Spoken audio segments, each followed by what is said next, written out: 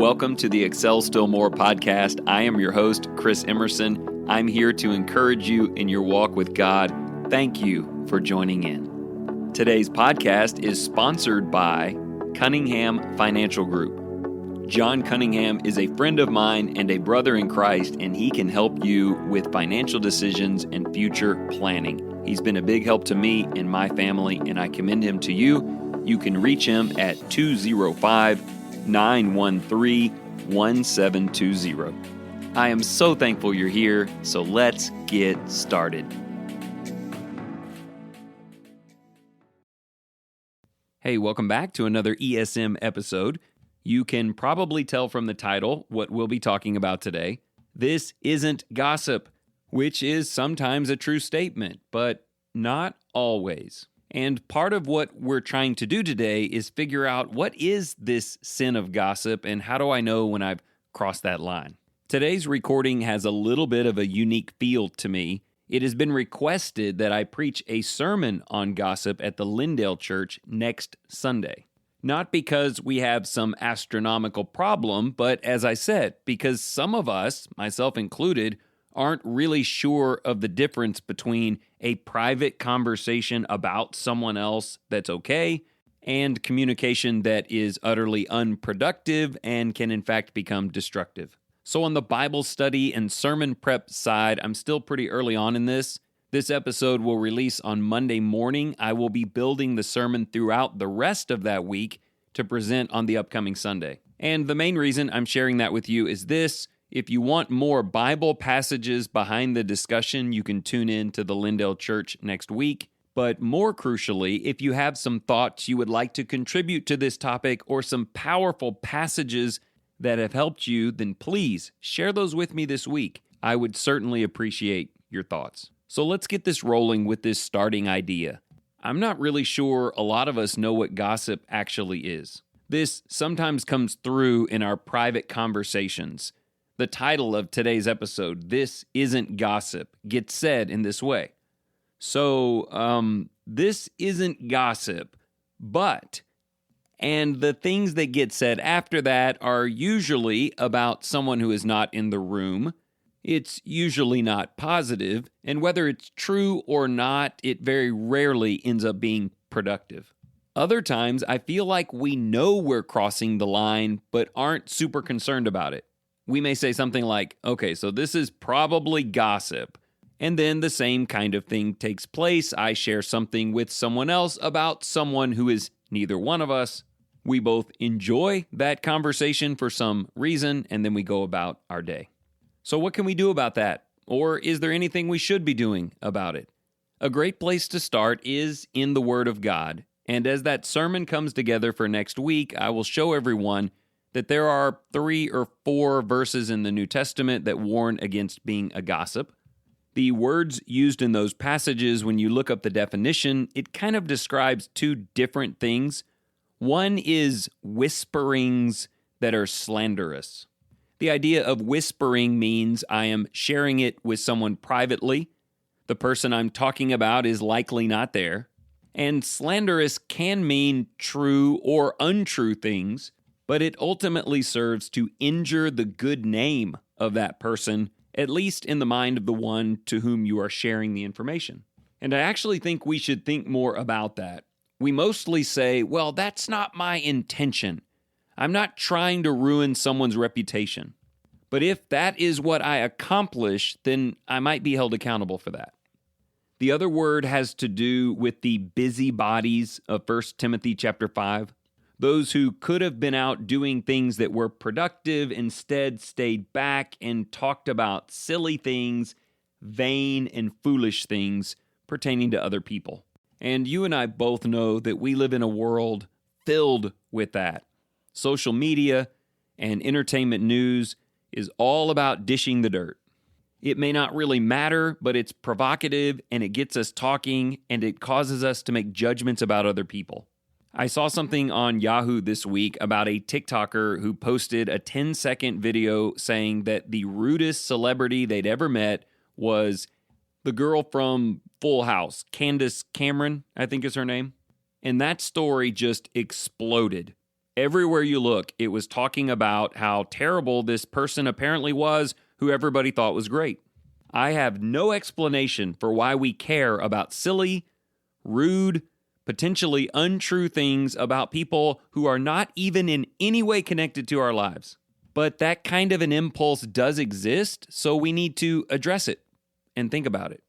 By the way, a really cool ending to that story, the actress Candace Cameron Bure, she called that young lady and had a phone conversation about what she thought was so rude, and it turned out it wasn't a big deal, and the girl just said something for entertainment value. It was foolish, it was vain or babbling, to use the definitions from the word in 1 Timothy 5, and it caused a mess.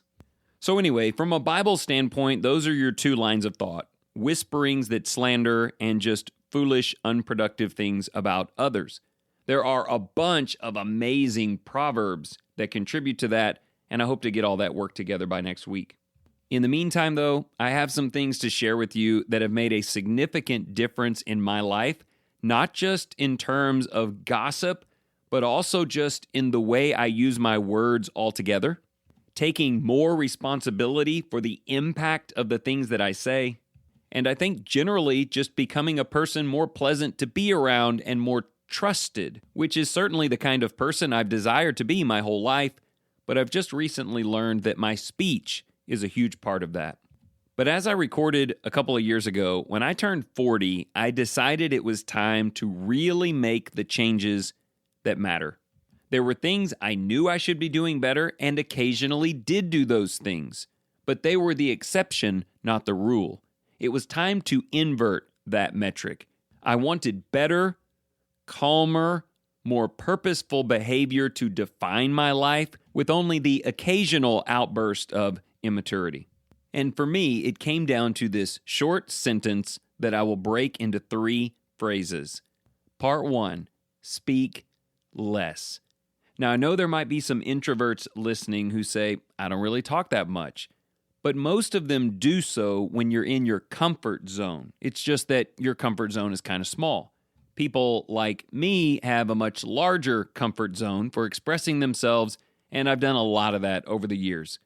It's like I felt the need to speak first to get everything rolling, speak in the middle to kind of get everything back on track, and then finish with some powerful anecdote at the end to seal it up. And I'm not really differentiating between speaking in a group or one-on-one, public or private. I just talked too much and did not listen enough. The 3rd episode recorded in early 2019 for Excel Still More was from the Simon Sinek speech, Always Speak Last. I don't have to be the one talking all the time. I can listen and ask a few questions to let them share more of what they have to say and maybe contribute something at the end if absolutely necessary. So it's just kind of a life principle. I'm trying to speak less. Unfortunately, for those who attend at Lindale, none of that has carried over to preaching, but I guess they can always hope. Okay, let me add something. Speak less about others. When I say that, I'm talking about people who are not in the room. You can speak about someone who is in the room, make a statement, or ask a question. They are right there to clarify things, defend themselves, or totally agree with you.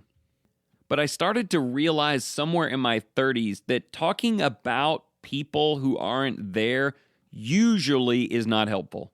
Is it sometimes important for their well-being or to formulate a plan for their benefit? Sure, but rarely. They are usually an entertainment value source for those of us who are in the room, and while sometimes that is totally harmless, especially when you're being super optimistic or complimentary, I've just more consciously tried to put a filter on that and make it have to earn its right to be said. Okay, here's the last part of this sentence. Speak less about others negatively. Now, I think for most, this is where the idea of gossip, potential slander, some of those negative things come into play. When you are in a room with someone telling a story about someone else that reflects negatively upon their choices or character, you need to be super careful with that content. I know there are scenarios when that is important to try to figure out how to help them, but I can almost guarantee you that is not usually what's going on with most people. So I really do not understand why we get so much satisfaction out of doing that, but I will definitely readily admit that we do. And I've just tried to eliminate a lot of that. I know for a fact that this really annoys certain people in my life. These are good people. They're not gossips, at least they don't intend to be. Their negativity is not to demean others' character, but when I walk in a room and I hear a conversation going on about someone who's not in the room and the things that are being said are just not flattering, I'm kind of that guy who says, "What are we doing here? And wouldn't it be better if they were here to defend themselves? And what if what you heard about them is not even true?" And I might even kick in, "Hey, let me just call them up and ask them about that." Like I said, I can be super annoying, but all of that is coming from a place of self-analysis, and I know where I was, and I just don't want to be drawn back to that again. So anyway, the statement, "speak less about others negatively," is not an ironclad life law. I mean, sometimes more words are needed. Sometimes conversations about people who aren't in the room are important. Even if the topic isn't pleasant, it can be beneficial. But make those conversations have to earn the right to be held, instead of being just some default banter.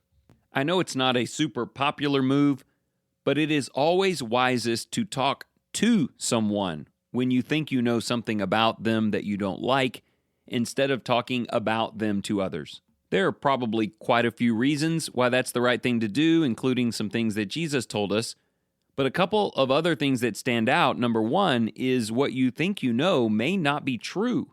So if you turn to others for whatever purpose and seed that false information in them, things can get out of control in a hurry. Sides get chosen, actions get taken, and bad things begin to happen that were totally avoidable in the beginning, but are now very hard to control. That reminds me of a story I heard once about a man who was driving down the highway late one evening, and he saw coming out of the local bar his preacher, and someone was holding his preacher up, walking him to his car. That guy could not wait to get home and tell his wife. He probably started with something like, "This isn't gossip, but..." And he probably ended with, "Don't tell anyone else." But of course, she couldn't help herself, and neither could he. And the next day, it's a Saturday, and they probably thought it was righteous on their part to tell everyone, for the preacher's ultimate spiritual benefit. By the time the preacher shows up on Sunday morning, the whole church is up in arms. He gets informed by others what a bad example he is. There are calls for his repentance, his resignation, a public apology. He's told how people outside of the church already know about this, and now he is, quote, bringing reproach upon the church. So before services start, he calls that man upstairs into his office and asks him to sit down. The preacher then says the following: "I was at home late Friday night when I got a call from my neighbor. John, the guy I was having the Bible studies with. He had fallen off the wagon, gotten drunk, and asked me if I would come and help him get home. I was staggering out the door because I was assisting John. And if you happen to doubt me, there are plenty of witnesses, including his wife and my own." Now, as you can see, that didn't take long to clear up by a one-on-one conversation. But of course, the other man is immediately apologetic for what he said. He goes on to explain how he didn't mean for it to become such a big deal, and now he sees that he should have just pulled into the parking lot that night to try and help. So the preacher proceeds to grab one of the feather pillows off of the couch in his office.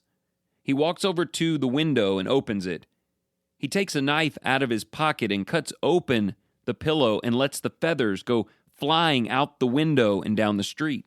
He says, "Brother, you would have an easier time capturing all of those feathers and putting them back in this pillow than tracking down all of the damage you caused by this gossip and making it right again."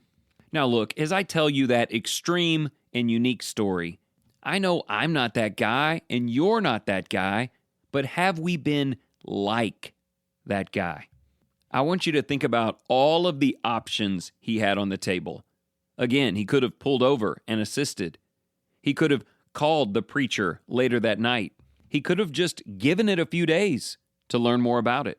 He chose the path of least resistance. He spoke too much.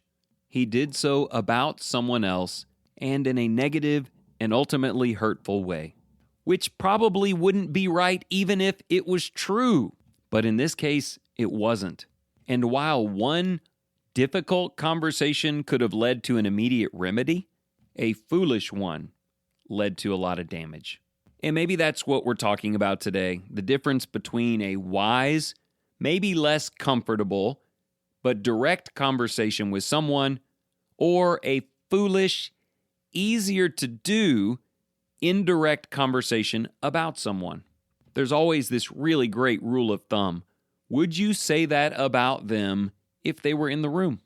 I know there are exceptions to that, talking about your kids or trying to formulate a game plan, but most of the time that question will really help. Speaking of questions, I only have a few minutes left today, but I want to flesh out a question with a few parts to it that I'm working on for the upcoming sermon. It breaks down into pieces, kind of like the statement from earlier on in the episode, and it starts with, is it helpful? Make yourself have to clear that hurdle. This thing I'm about to share, is this a helpful thing to say? What are the benefits of sharing this? At least I can go to God saying, my motives were pure and I thought it was really going to help. If you have no argument for it being helpful and it's something negative about someone else, just go to the person instead of sharing something about them in hopes that others will echo your sentiments, because that's just really about me, isn't it? Not the other person. Part 2, is it helpful to God? You know, as children of the Lord, everything we do is for the Lord. At least that ought to play in as an element in everywhere we go and what we do and the words that come out of our mouths. How does sharing this information service the will of God and assist Him in trying to bless these people? This is great because it pushes us past just subjectively saying, yes, I think this is helpful, and it makes us argue why in the eyes of God I'm going to speak on this topic or about these people. Then the third portion has multiple pieces to it, but I'll read the whole question to you. Is it helpful to God and to everyone involved? This is interesting because there are usually multiple parties involved when there is some juicy bit of information.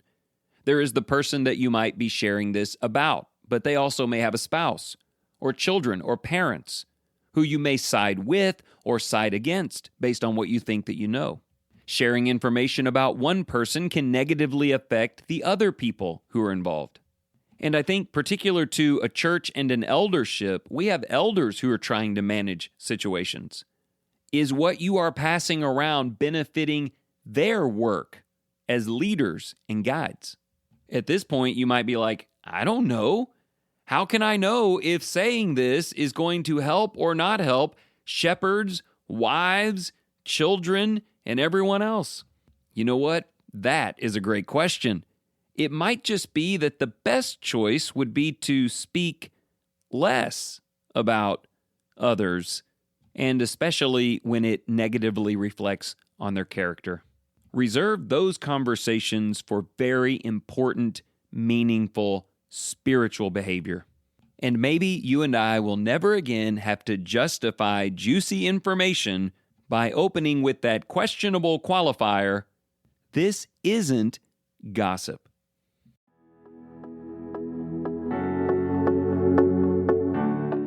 Thank you so much for joining in today. If you enjoyed this program, consider sharing it with your family and your friends.